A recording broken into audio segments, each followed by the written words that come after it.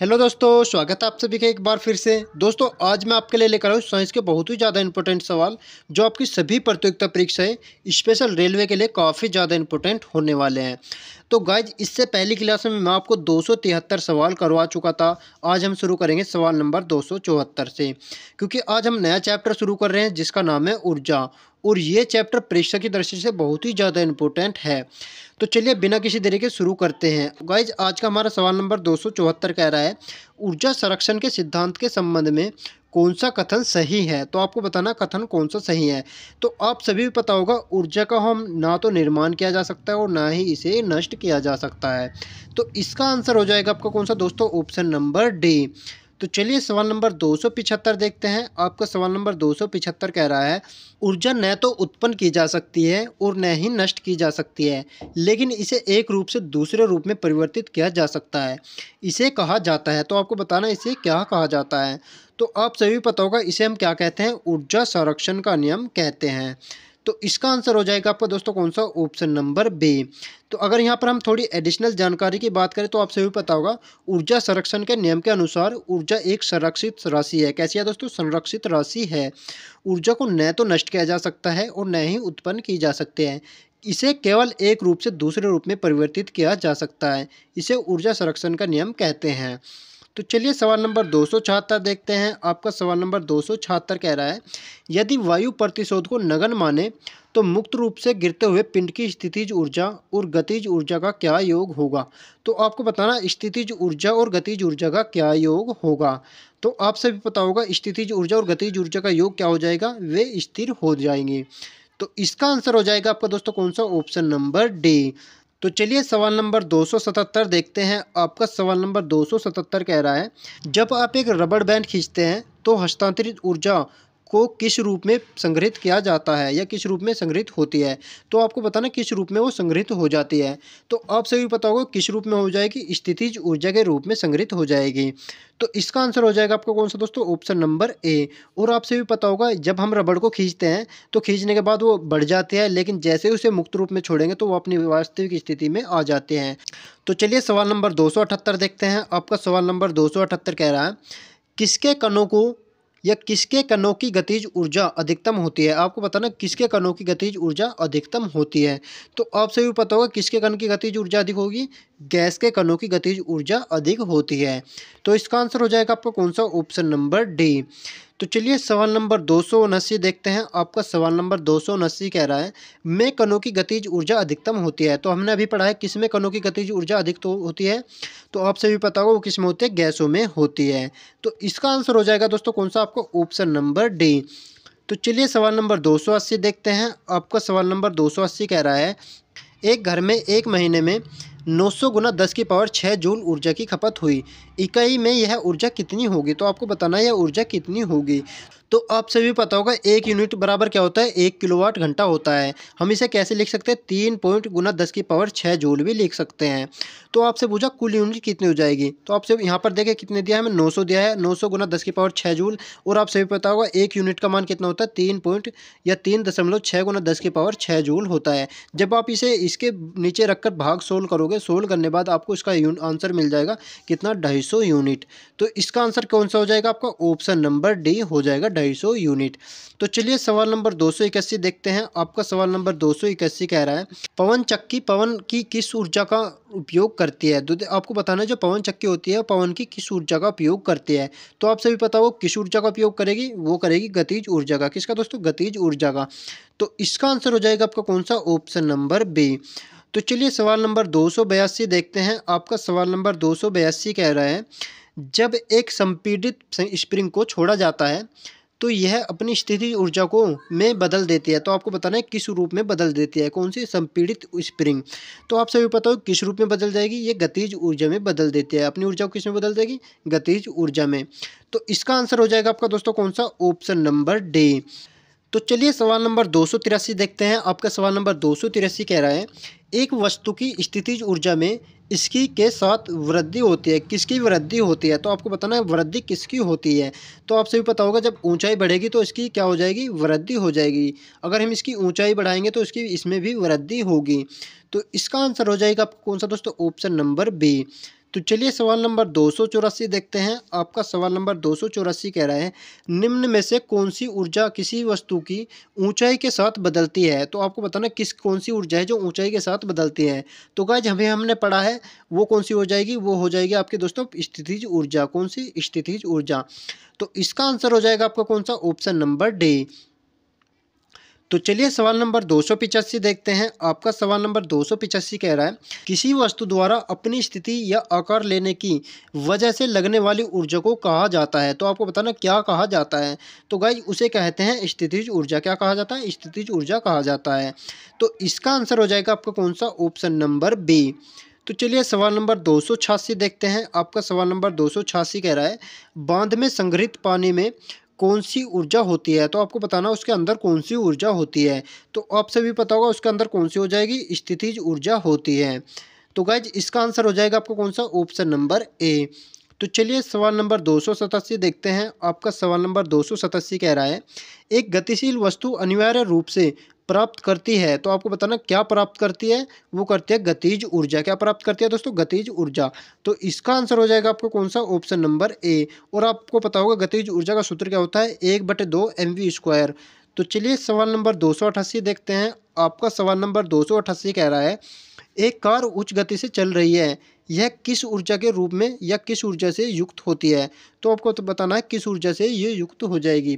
तो इसका आंसर हो जाएगा आपका दोस्तों कौन सा? गतिज ऊर्जा। किस रूप में होती है? गतिज ऊर्जा के रूप में युक्त होती है। तो इसका आंसर हो जाएगा आपका कौन सा? Option number D.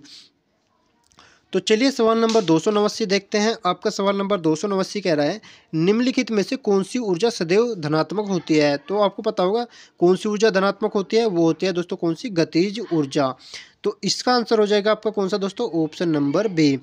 तो चलिए सवाल नंबर 290 देखते हैं। आपका सवाल नंबर 290 कह रहा है, ऊर्जा की व्यावसायिक इकाई क्या है। तो आपको बताना जो ऊर्जा होती है इसकी व्यावसायिक इकाई क्या होती है।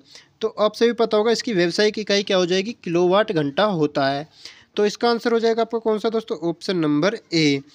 तो चलिए सवाल नंबर 291 देखते हैं। आपका सवाल नंबर 291 कह रहा है, 8 किलोग्राम भार वाली लोहे की गेंद और 3 किलोग्राम भार वाली एल्यूमिनियम की गेंद 20 मीटर की ऊंचाई से गिराई जाती है। भूमि से 10 मीटर की ऊंचाई पर उनमें से निम्नलिखित में से कौन सी राशि समान होगी। तो आपको बताना है कि उनमें से कौन सी राशि समान होगी। तो आप सभी पता होगा उनमें से कौन सी राशि समान हो जाएगी? त्वरण समान हो जाएगी। कौन सी दोस्तों? त्वरण। तो इसका आंसर हो जाएगा आपका कौन सा दोस्तों? Option number B. अगर आप यहाँ पर व्याख्या देखना चाह रहे हैं तो दोस्तों यहाँ पर देखिए व्याख्या बिल्कुल स्पष्ट रूप से इसने दी हुई है। तो चलिए सवाल नंबर 292 देखते हैं। आपका सवाल नंबर 292 कह रहा है, जब एक दबी स्प्रिंग को छोड़ा जाता है तो वह स्थितिज ऊर्जा में बदलती है। तो आपको यहाँ पर देखें हम ऑप्शन देखते हैं, ऑप्शन क्या दे रखे हैं।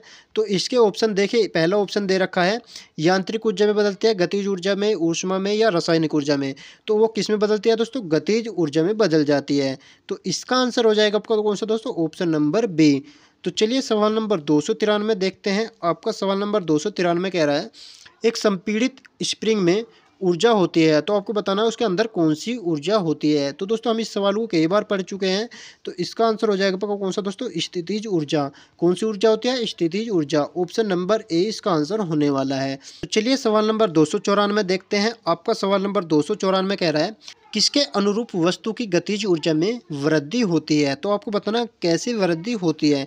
तो आप सभी पता हो गति के अनुसार उसमें वृद्धि होती है। किसमें? गतिज ऊर्जा में। तो इसका आंसर हो जाएगा आपको कौन सा दोस्तों? Option number D. और यहाँ पर देखा अगर आप गतिज ऊर्जा का सूत्र काटेंगे तो आप सभी बताओ के बराबर क्या होता है? mv²/2 होता है। तो चलिए सवाल नंबर 295 देखते हैं। आपका सवाल नंबर 295 कह रहा है, गतिशील वस्तु की गतिज ऊर्जा किस पर निर्भर करती है। तो आपको बताना किस पर निर्भर करती है। तो आप सभी पता हो किस पर निर्भर करेगी? द्रव्यमान गुना के वेग पर निर्भर करती है। जहाँ पर आपको पता होगा गतिज ऊर्जा बराबर क्या होता है? द्रव्यमान गुना के वेग होता है। तो इसका आंसर हो जाएगा आपका दोस्तों कौन सा? Option number D. अगर यहाँ पर हम एडिशनल जानकारी की बात करें तो आप सभी को पता हो गतिज ऊर्जा बराबर क्या होता है? द्रव्यमान गुना के वेग²/2 होता है। तो चलिए सवाल नंबर 296 देखते हैं। आपका सवाल नंबर 296 कह रहा है, किसी जल विद्युत ग्रह में विद्युत ऊर्जा में परिवर्तित होने वाली ऊर्जा कौन सी है। तो आपको बताना वो ऊर्जा कौन सी है। तो आप सभी पता होगा वो ऊर्जा कौन सी हो जाएगी दोस्तों? गतिज ऊर्जा हो जाएगी।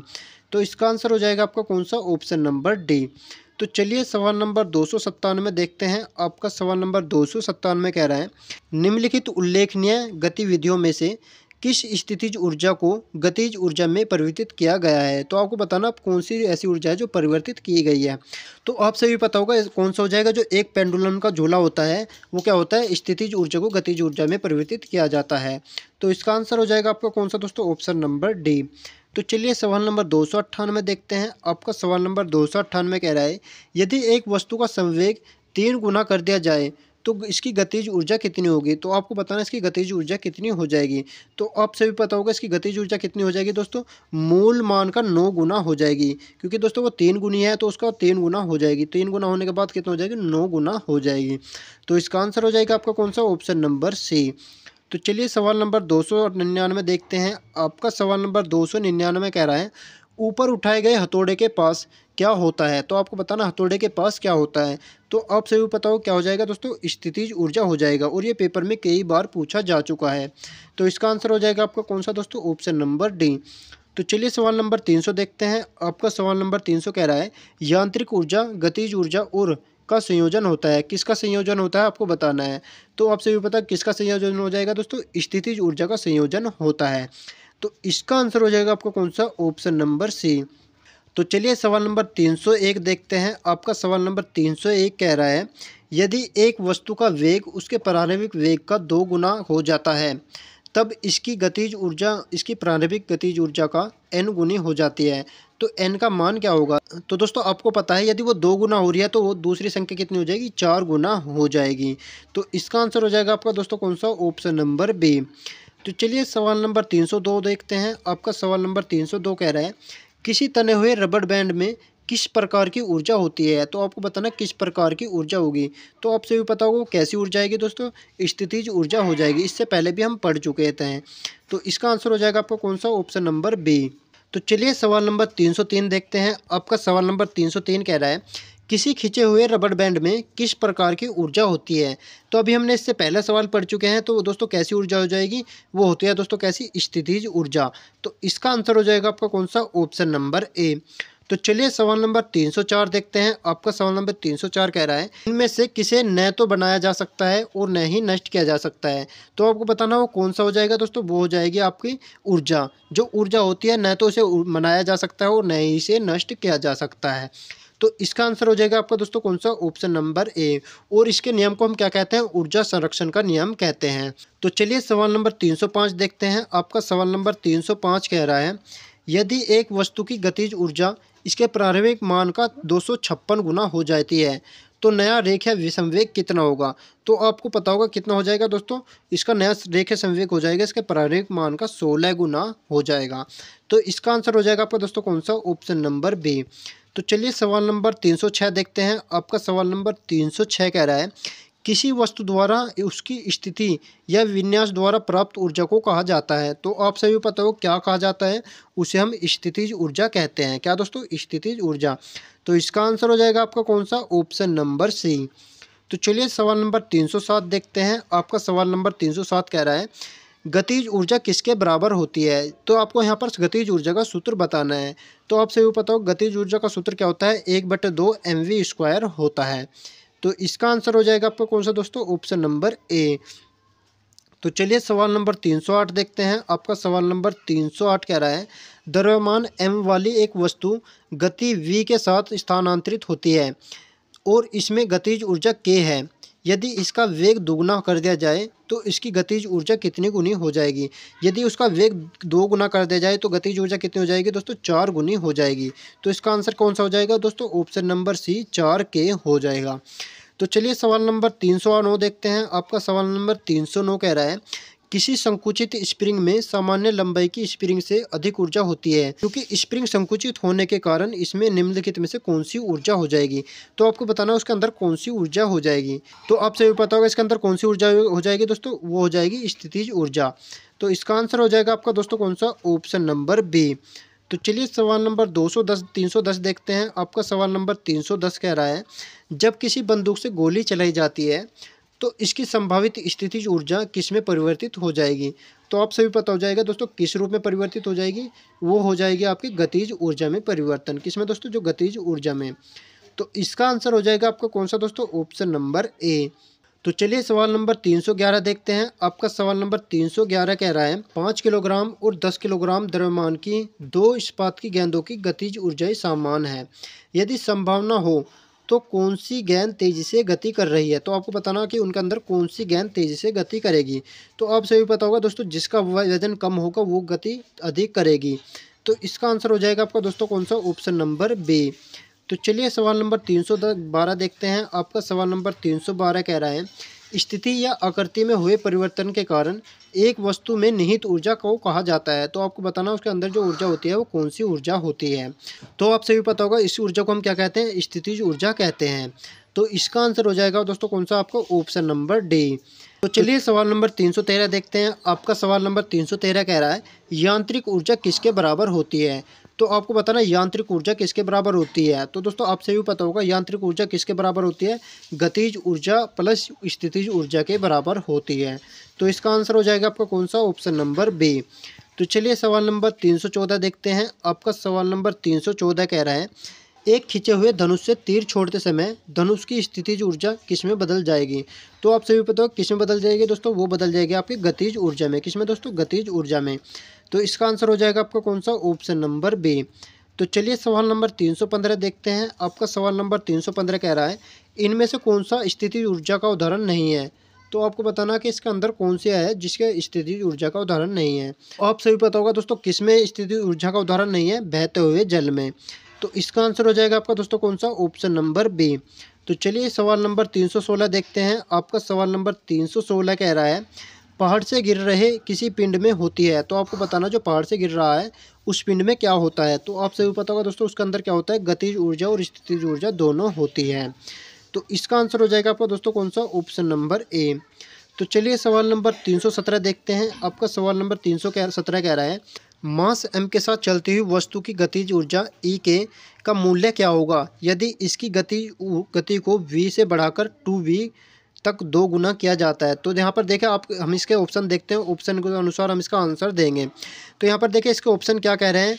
यहाँ पर ऑप्शन कह रहा है 1/2 ई के हो जाएगा या क्या होगा। तो आप सभी पता हो क्या हो जाएगा दोस्तों, वहाँ पर 2 गुना कह रहा है। तो इसका आंसर हो जाएगा आपका 4 ई के। क्या हो जाएगा दोस्तों, 4 ई के। तो इसका आंसर हो जाएगा आपका कौन सा, ऑप्शन नंबर बी। तो चलिए सवाल नंबर 318 देखते हैं। आपका सवाल नंबर 318 कह रहा है 2 किलोग्राम के एक द्रव्यमान वाली एक वस्तु ऊपर की ओर 20 मीटर प्रति सेकंड से प्रारंभिक वेग से फेंकी जाती है। 2 सेकंड बाद उसकी गतिज ऊर्जा कितनी होगी। जहाँ पर जी का मान हमें क्या दिया, 10 मीटर प्रति सेकंड दिया है। तो यहाँ पर देखें हमें इस वैल्यू क्या क्या दी है। तो आपको यहाँ पर दिया है जी का मान दिया हुआ है 10 मीटर प्रति सेकंड, यू का मान दिया 20 मीटर प्रति सेकंड, टी का मान दिया 2 सेकंड, जी का मान 10 मीटर प्रति सेकंड। तो v का मान कितना दिया है दोस्तों, 0 दिया है।